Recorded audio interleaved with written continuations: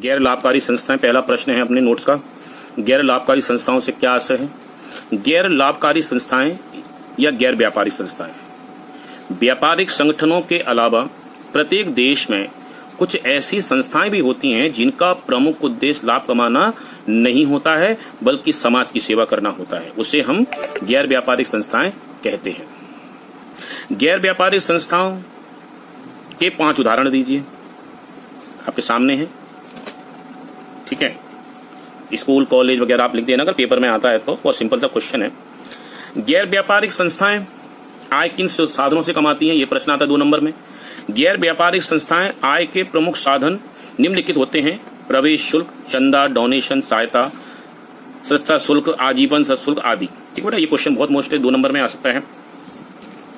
अगला जो मोस्ट प्रश्न है वो उसके बारे में बताऊंगा। पेशेवर व्यक्ति से आप क्या समझते हैं? पेशेवर व्यक्ति वे व्यक्ति कहलाते हैं जिनका जो अपने व्यक्तिगत गुणों से, किससे बेटा? व्यक्तिगत गुणों से योग्यता की सहायता से समाज की सेवा करते हैं, उन्हें हम पेशेवर व्यक्ति कहते हैं, जैसे शिक्षक, वकील, इंजीनियर, डॉक्टर आदि। ये बहुत मोस्ट क्वेश्चन है। अगला जो प्रश्न है, प्राप्ति भुगतान खाते से आप क्या समझते हैं?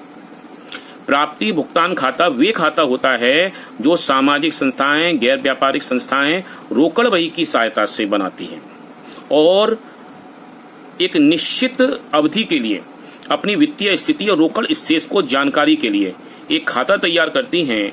इसके डेबिट पक्ष में सभी रोकड़ प्राप्तियां और क्रेडिट पक्ष में सभी भुगतान लिखे जाते हैं, इसे हम प्राप्ति भुगतान खाता कहते हैं। ये प्रश्न आप याद कर लेना। ठीक है, अगला है आय व्यय खाते से क्या आशय है? ये भी बहुत मोस्ट क्वेश्चन है बेटा।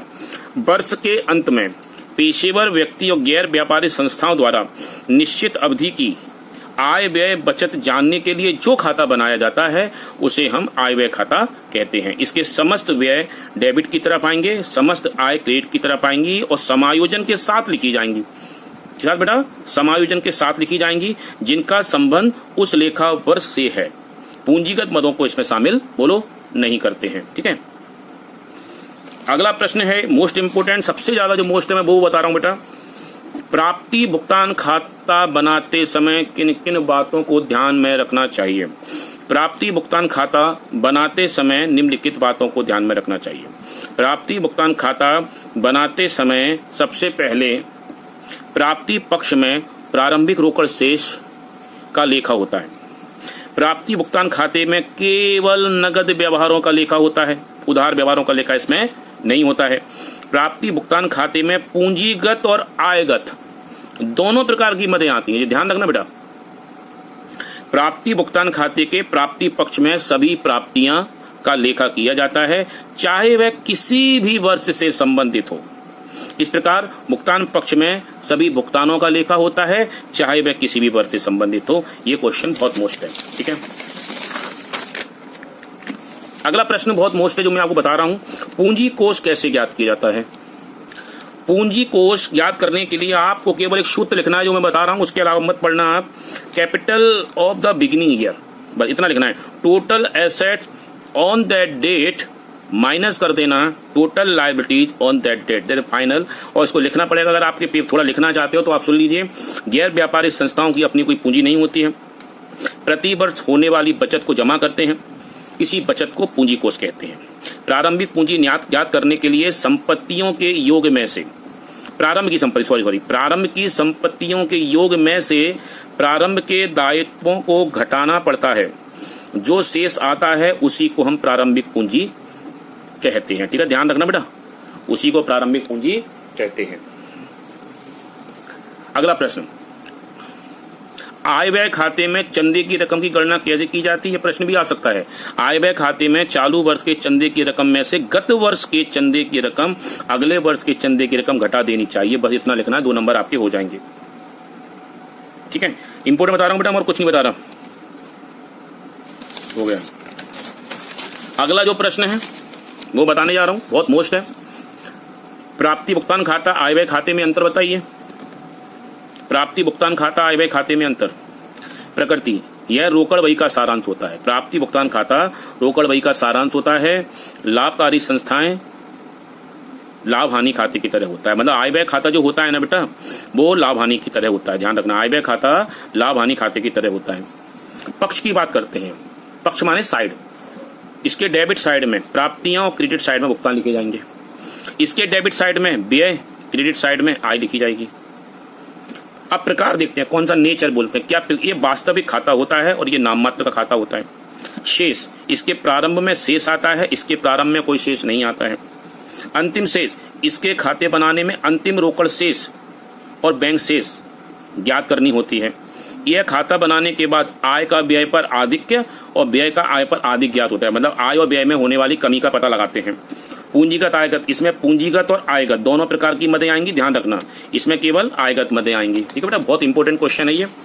अगला जो प्रश्न है जो मैं बताने जा रहा हूं, आप ध्यान से देखें।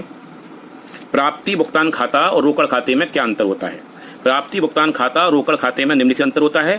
प्राप्ति भुगतान खाता वर्ष के अंत में बनाया जाता है, जबकि रोकड़ खाता प्रतिदिन बनाया जाता है।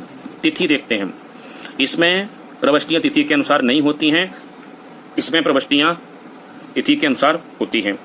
संस्था, कौन संस्था बनाती है इस बात को, इस खाते को बताया आपको, इसको अलाभकारी संस्थाएं बनाती हैं, उसको व्यापारी संस्थाएं बनाती हैं। पक्ष की बात करते हैं, डेबिट में प्राप्तियां और क्रेडिट में भुगतान आते हैं। तो इसके दाएं पक्ष में डेबिट और बाएं पक्ष में क्रेडिट कहते हैं। ठीक है बेटा, इसके डेबिट पक्ष को प्राप्ति और क्रेडिट पक्ष को भुगतान कहते हैं, इसके दाएं पक्ष को आप डेबिट और बाएं पक्ष को क्रेडिट कहते हैं। ठीक है, इसमें खाता बही नहीं होती है, इसकी खाता बही नहीं होती है, इसकी खाता बही होती है, मतलब इसमें खाता बही नहीं होती है, इसमें खाता बही लिखी जाती है। लेजर का कॉलम होता है, कहने का मतलब यह है इसमें एलएफ का कॉलम नहीं होता है, इसमें एलएफ का कॉलम होता है। ठीक है, अब आता है आपका आय व्यय खाता और लाभ हानि खाते में अंतर। बहुत इंपॉर्टेंट क्वेश्चन है।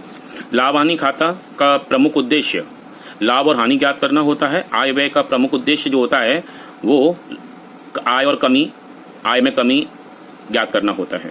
संस्थाओं की बात करते हैं, यह खाते लाभ के उद्देश्य से मतलब कहने का मतलब यह है लाभ हानि खाता व्यापारिक संस्थाओं द्वारा बनाया जाता है, व्यापारी बनाते हैं। ठीक है बेटा, आय व्यय खाता गैर व्यापारी संस्थाएं बनाती हैं।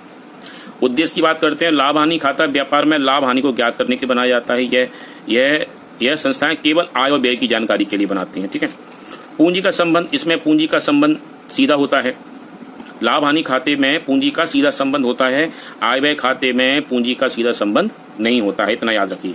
बनाने का स्रोत, लाभ हानि खाता तलपट की सहायता से बनाया जाता है, आय व्यय खाता प्राप्ति भुगतान खाते की सहायता से बनाया जाता है। अगला जो मोस्ट प्रश्न है, आय व्यय खाते की विशेषताओं का वर्णन करें। प्रकृति बात करते हैं, मोस्ट इंपोर्टेंट क्वेश्चन बता रहा हूं सिर्फ में बेटा। प्रकृति, यह खाता नाममात्र खाते की प्रकृति का होता है। चिट्ठा बनाना, इसके निर्माण लाभ हानि खाते के समान होता है, इसको बनाने के बाद हमें चिट्ठा बनाना ही पड़ता है। अवधि, चालू वर्ष की आयगत मदों को ही इसमें लिखा जाएगा, आयगत प्राप्तियां आएंगी, आयगत व्यय आएंगे और इस लेखे में किया जाएगा। अगले वर्ष और गत वर्ष की मदें इसमें नहीं आएंगी अथवा घटा दी जाती है। ठीक है, शेष की बात करते हैं, आय का व्यय पर अधिक कहलाता है और व्यय का आय पर अधिक उसकी कमी कहलाता है। समायोजन आते हैं इसमें, स्थायी संपत्ति पर हिरास, डूबत ऋण आयोजन आदि प्रकार के समायोजन का लेखा होता है। बहुत मोस्ट क्वेश्चन, इसे जरूर लिख लेना, याद कर लेना, ये बहुत मोस्ट क्वेश्चन है बेटे जो बताने जा रहा हूं। प्राप्ति भुगतान खाते की 5 विशेषताएं लिखिए। प्राप्ति भुगतान खाते की 5 विशेषताएं निम्नलिखित हैं। इस खाते में सभी पूंजीगत मदें आयगत मदें आएंगी, इसकी मुख्य विशेषता है। नगद ही आएंगी इसमें, इस खाते में केवल नगद संपत्तियां, नगद भुगतान का ही लेखा होता है, उधार का इसमें लिखा नहीं होता है और अगले सब का होता है। अदत्त व्यय भी नहीं आते इसमें, अर्जित आय भी नहीं आती है। अदत्त व्यय, ना प्राप्त हुई आय, अर्जित आय आदि का लेखा इसमें नहीं होता है। ठीक है, इस खाते के क्रेडिट पक्ष में अंतिम मद अंतिम दिन रोकड़ शेष ज्ञात करती है। अलग अलग मदें, इस खाते को रोकड़ का सारांश होने के कारण प्राप्ति भुगतान की मदों की अलग अलग शीर्षकों में दर्शाया जाता है, इकट्ठा करके लिखा जाता है। ठीक है।